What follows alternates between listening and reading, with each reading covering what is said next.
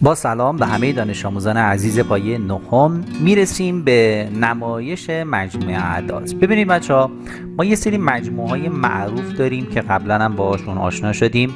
مجموعه اصلی و خیلی معروف ما مجموعه اعداد طبیعی بودن که با n نمایش میدادیم، از یک شروع میشد تا بی نهایت.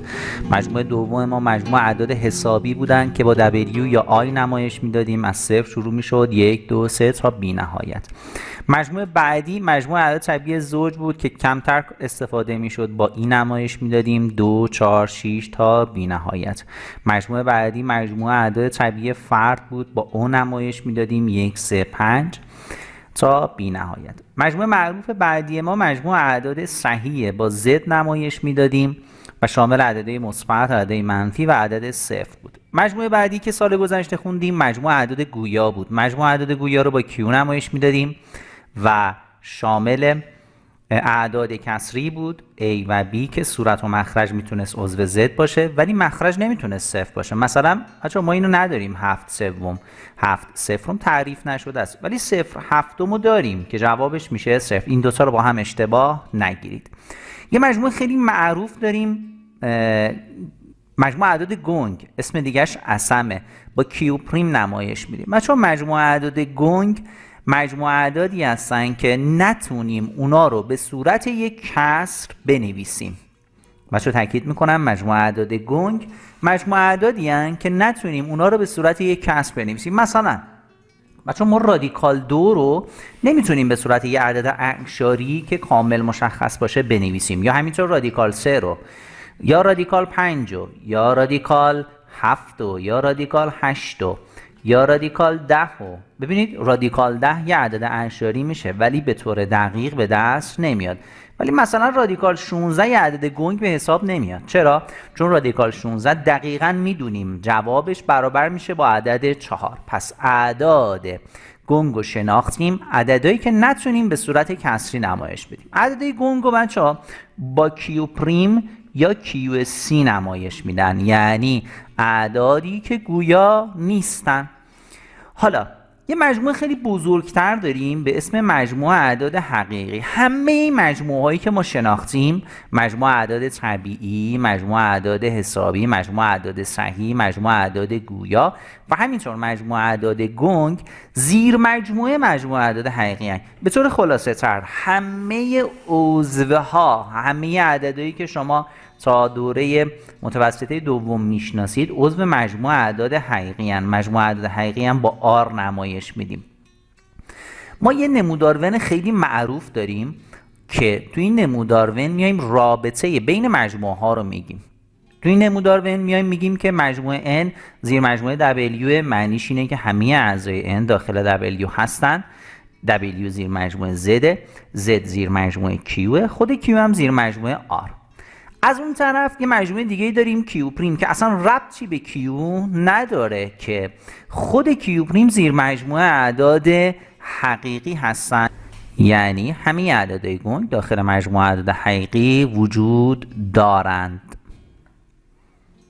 کلیپ آموزشی میخوایم راجع به زبان ریاضی صحبت کنیم. ببینید بچه‌ها، زبان ریاضی یه زبانیه برای نمایش مجموعه اعداد. ببینید ما مجموعه معروف رو شناختیم، n که طبیعی بود، w که حسابی بود، z که صحیح بود، q که اعداد گویا بودن، q پریم هم که اعداد گنگ یا عصم. همه اینا رو هم بهشون میگفتیم r. حالا یه سری مجموعه ها هست که مجموعه هایی با اعضای نامشخصه، یعنی به صورتی نوشته میشه که ما باید اعضا رو حدس بزنیم.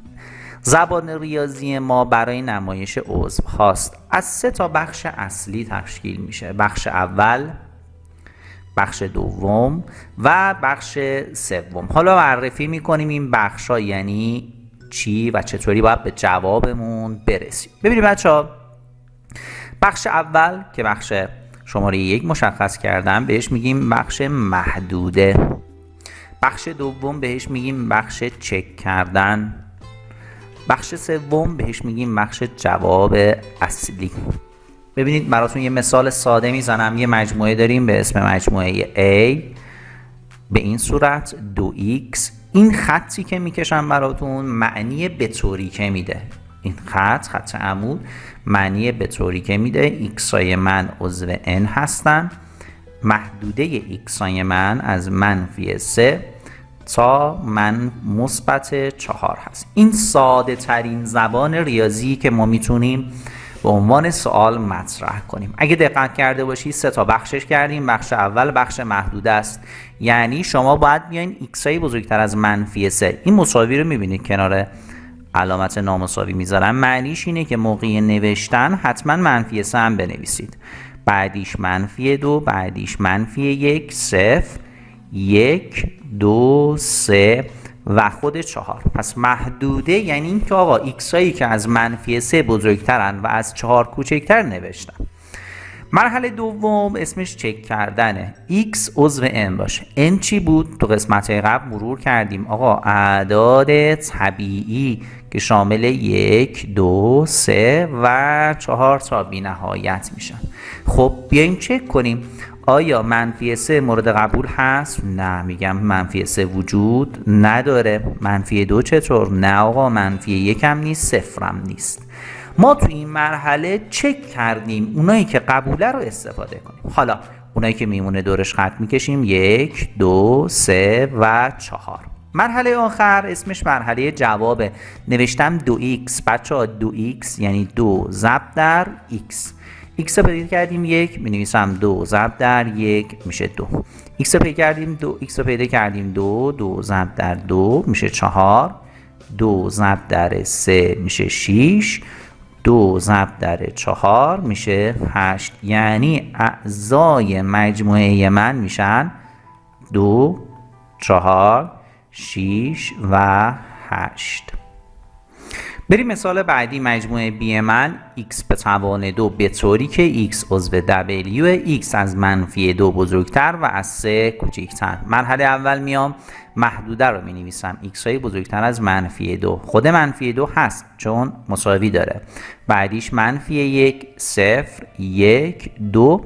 بچه عدد 3 نیست. چرا؟ چون اینجا مساوی براش قرار ندادم. مرحله دوم چک کردن x های من عضو w هن. آقا w چی بود؟ w بهش میگفتیم اعداد حسابی از 0 شروع میشد 1، 2، 3 تا بی نهایت. یعنی -2 نیست. چرا؟ چون اینجا -2 ندارم، خط میخوره. -1 ندارم ولی 0 دارم. خب x هایی که موندن رو خط میکشم 0، 1 و 2. میام سراغ سوال. گفته این x ها رو به توان 2 برسونید. یعنی 0 رو به توان 2 برسونید 0، یعنی 1 رو به توان 2 برسونید 1، یعنی 2 رو هم به توان 2 برسونید 4. یعنی جواب من 0، 1 و 4 هست. بریم مثال بعدی. مجموعه C من x دومه به طوری که x عضو z، x های من از -2 بزرگترن و از 2 کوچکترن. مرحله اول x هامون رو می نویسیم، یعنی -2 خودش هست چون مساوی داره. -1، 0، 1. بچه 2 نیست. چرا؟ چون اینجا علامت مساوی براش نذاشتم. بریم مرحله چک کردن. x هامون عضو زدن. z چی بود؟ یه یادآوری کنم. z اعداد صحیح بودن 0، 1، 2 تا بی نهایت، -1، -2 تا بی نهایت. خب میبینم که -2 هست، -1 هست، 0 هست، 1 هم هست. عضو زدن. حالا میام x ها رو قرار میدم. میشه -2 دوم، -1 دوم و 0 دوم و 1 دوم. اینا میشه مجموعه C من که ما میتونیم -2 دوم هم ساده کنیم. -1 دوم هم بنویسیم، 0 دوم هم بنویسیم و همینطور 1 دوم. بریم مثال بعدی. مثال D این مثالی متفاوت تره. خیلی خوب دقت کنید. باز از مرحله محدوده شروع میکنم. x ها رو می نویسم. بچه دقت کنید 2 رو شامل نمیشه، پس 3 رو می نویسم، 4 رو شامل میشه، 5 رو شامل نمیشه چون مساوی نداره. میام مرحله دوم، به این خیلی خوب دقت کنید. نوشتم منفی x عضو n باشه. معنیش یعنی چی؟ یعنی شما این x رو بردارید قرینش کنید میشه منفی 3. منفی 3 عضو n؟ نه، خط میخوره. بریم یه دونه دیگه، 4 رو بردارید قرینش کنید منفی 4. منفی 4 عضو n؟ نه آقا، عضو n نیست، خط میخوره. خب چی میمونه آقا انتقال بدم اینجا؟ هیچی. یعنی مجموع دی من در اصل هیچ جوابی نداره. چرا؟ چون هیچ کدومش از مرحله چک رد نشد برسه به مرحله جواب، پس میشه مجموعه تهی. مثال قبلی رو با یه کمی تغییر به یه سوال جدید تبدیل میکنیم. خوب دقت کنید. میام محدوده اعدادم رو مشخص میکنم. منفی 2 منفی 1 0 1 2 خود سرم می نویسم. بچه به این قسمت خوب توجه کنید. گفته منفی x عضو n باشه. خب بیایم دونه دونه چک کنیم.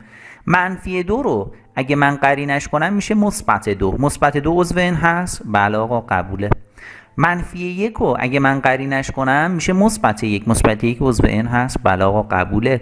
0 رو اگه من قرینش کنم، 0 در هر صورت عضو n نیست. 1 رو اگه من قرینش کنم میشه منفی 1. عضو n هست؟ نه آقا. یعنی مثبت ها برخلاف تصورمون از n حذف میشن.